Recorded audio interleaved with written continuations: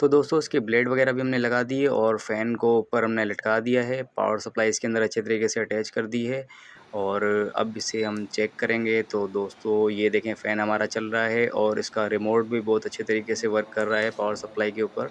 अब इसकी स्पीड भी आप चेक करें, बिल्कुल उसी तरीके से ये टर्बो के ऊपर बिल्कुल तेज़ स्पीड में चल रहा है, जिस तरीके से ये सर्किट पे चलता है, बिल्कुल उसी तरह ये पावर सप्लाई के ऊपर चल रहा है। तो दोस्तों इसकी स्पीड बहुत अच्छी है, आप इसका साउंड सुन सकते हैं।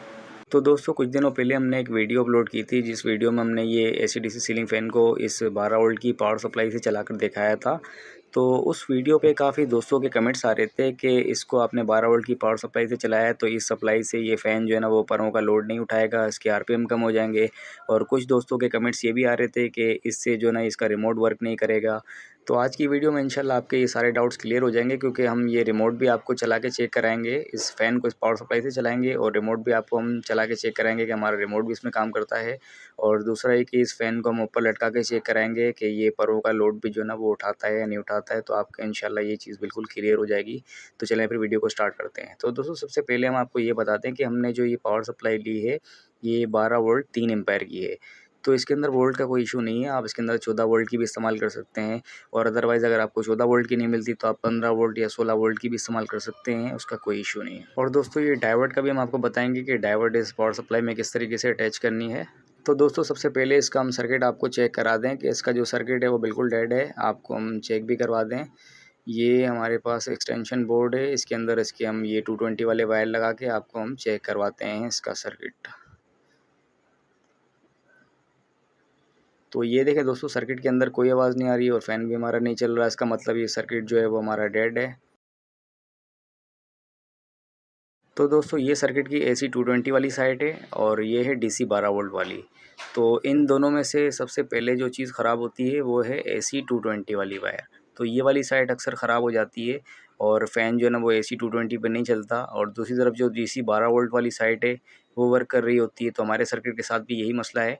लेकिन इस DC 12 वोल्ट वाली साइड से आप इसको सिर्फ बैटरी पे चला सकते हैं। लेकिन आज की वीडियो में हम आपको एक ऐसी ट्रिक बताएंगे जिससे आप इसको बैटरी और बिजली दोनों पर चला पाएंगे इसी साइड से। तो इस साइड पर हम ये पावर सप्लाई ऐड करेंगे और फिर इसके बाद इसके अंदर बैटरी का कनेक्शन भी इसी के अंदर ही करेंगे, यानी कि इन दोनों तारों के अंदर हम पावर सप्लाई और बैटरी दोनों के तार लगा देंगे। तो सबसे पहले इस पावर सप्लाई का जो प्लस वाला वायर है, इसको हम सर्किट के प्लस वाले वायर के साथ लगा देंगे। जो सर्किट का लाल वाला वायर है उसके साथ हम अच्छे तरीके से लगा देंगे। इसके बाद सर्किट का जो माइनस है उसको हम पावर सप्लाई के माइनस के साथ लगा देंगे।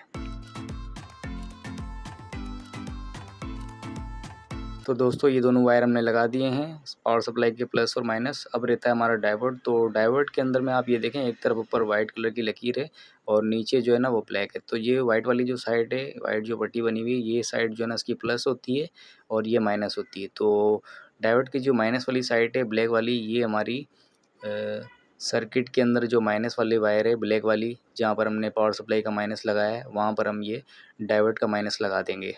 ये डायोड का भी मैं आपको एम्पायर बता दूं कि डायोड जो है ना ये 6 एम्पायर का डायोड है। जो 6 एम्पायर का आप मार्केट में बोलेंगे डायोड तो आपको इजीली मिल जाएगा। अब पावर सप्लाई का जो प्लस है, यहाँ पे आपका बैटरी का प्लस लग जाएगा और दूसरी तरफ जो बैटरी का माइनस है वो आपका यहाँ पे लगेगा डायोड के प्लस के साथ। डायोड का जो पॉजिटिव है वहाँ पर आपका बैटरी का प्लस लगेगा। तो इसका फ़ायदा ये होगा कि बैटरी का करंट तो फ़ैन तक जा सकता है, लेकिन जो पावर सप्लाई का करंट है ना वो बैटरी तक नहीं जाएगा, यानी कि बैटरी आपकी चार्ज नहीं होगी, ख़राब नहीं होगी। यानी कि लोग कुछ कमेंट मुझे ये भी कर रहे थे कि पावर सप्लाई का जो करंट है ना वो बैटरी में जा रहा है और बैटरी चार्ज हो रही है। तो दोस्तों इस तरीके से नहीं होगा, क्योंकि आपने डायोड लगा दिया तो अब वो तो दोस्तों डायोड लगाने का हमारा यही मकसद है कि हमारा जो पावर सप्लाई का जो करंट है वो बैटरी तक ना पहुँचे। तो दोस्तों ये सिंपल सी वायरिंग हो चुकी है। अब आपको हम ये फ़ैन चेक कराते हैं। तो हमारी ये पावर सप्लाई भी ऑन हो चुकी है। अब ये फ़ैन आपको हम चला के चेक कराते हैं। तो ये देखें, अभी इसका रिमोट भी आपको हम चला के चेक कराएंगे कि हमारा फ़ैन जो है ना वो किस तरीके से चल रहा है, सप्लाई में स्पीड किस तरह है इसकी और इसका रिमोट जो है ना किस तरीके से काम कर रहा है।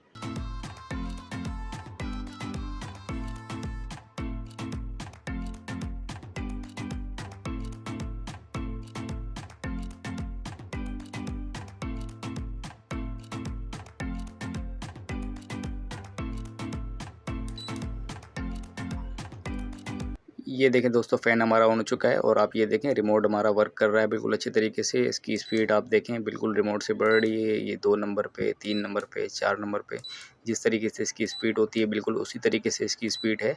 और कोई स्पीड में फ़र्क नहीं है कि पावर सप्लाई से हमारी फ़ैन की स्पीड कम हो गई हो या आरपीएम कम हो गई हो। तो दोस्तों इस तरह का कोई चक्कर नहीं है, इसके आरपीएम बिल्कुल सेट हैं। अब इस फ़ैन को जो है हम ऊपर लटका के भी आपको चेक कराते हैं इसके अंदर पर लगा के।